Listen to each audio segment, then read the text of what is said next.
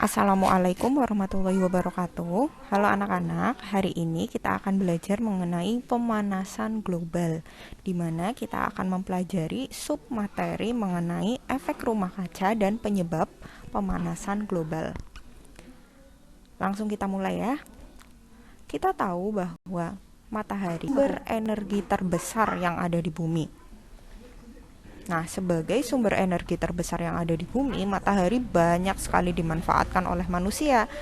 Ada sebagai sumber energi pembangkit listrik, ada untuk membantu membentuk vitamin D, membantu proses fotosintesis, membantu mengeringkan benda yang basah, membantu proses pembuatan garam, dan masih banyak sekali manfaat dari sinar matahari. Akan tetapi, manfaat dari matahari tersebut tidak 100% kita manfaatkan. Lalu energi dari matahari yang lain itu kemana? Nah, ini mekanisme pemanfaatan atau mekanisme energi matahari yang sampai di bumi.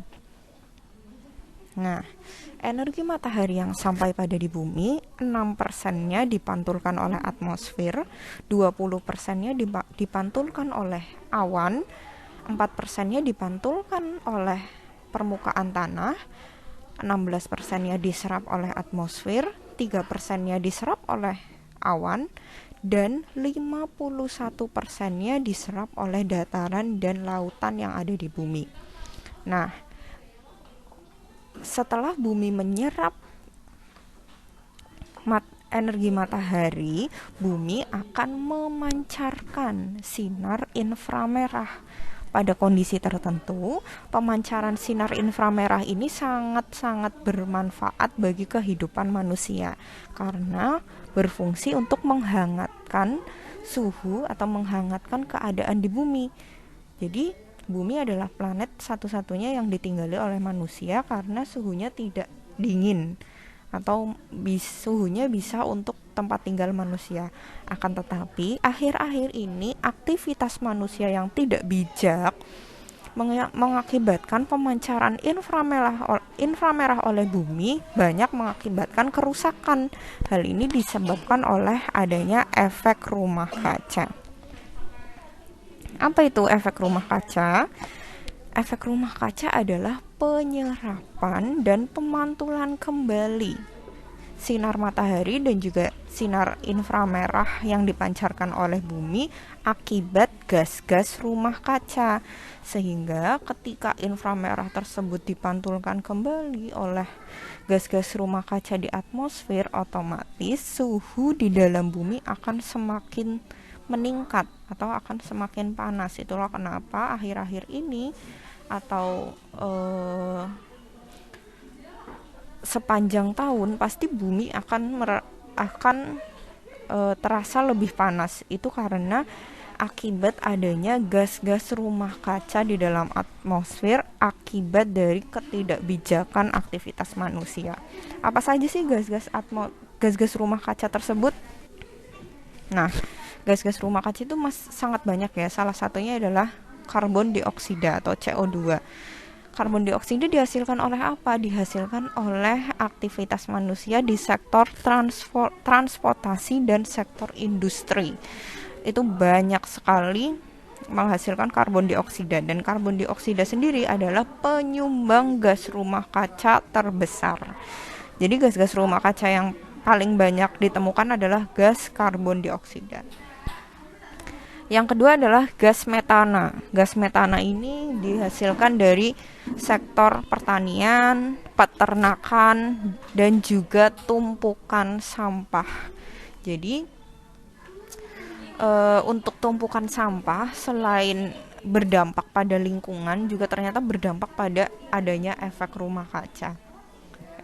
Jadi metana ini adalah gas rumah kaca yang terbentuk dari aktivitas bakteri yang ada di lumpur pesawahan, bakteri yang ada di kotoran peternakan, dan bakteri pengurai sampah. Jadi semakin banyak sampah, semakin banyak terproduksi metana. Jadi kita harus sangat bijak ya dalam mengelola sampah. Gas yang ketiga ada nitrogen oksida. Nitrogen oksida diperoleh dari aktivitas pengeringan lahan gambut. Jadi ketika pengeringan lahan gambut akan mengakibatkan adanya gas-gas nitrogen oksida yang terbentuk.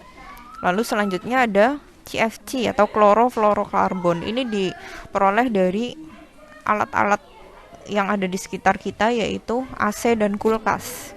Jadi konsekuensi dari kita menggunakan alat-alat pendingin, kita akan memproduksi CFC. CFC ini sangat berbahaya ya, maksudnya sangat berbahaya pada atmosfer, di mana CFC ini akan mengubah ozon menjadi O2.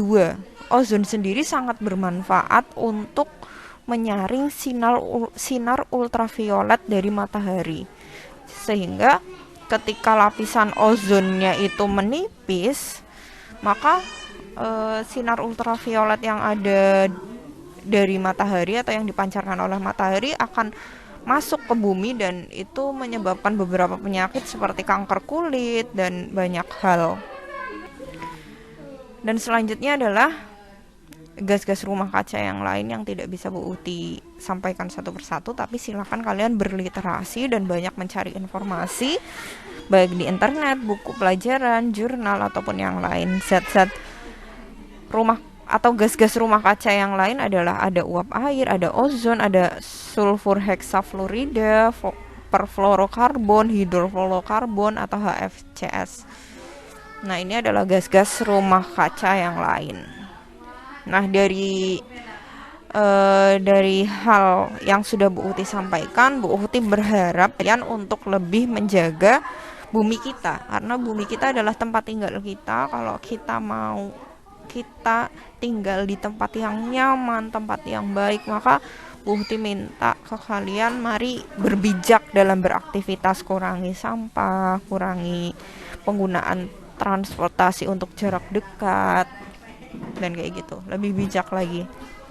Terima kasih. Bu Uti akhiri. Wassalamualaikum warahmatullahi wabarakatuh.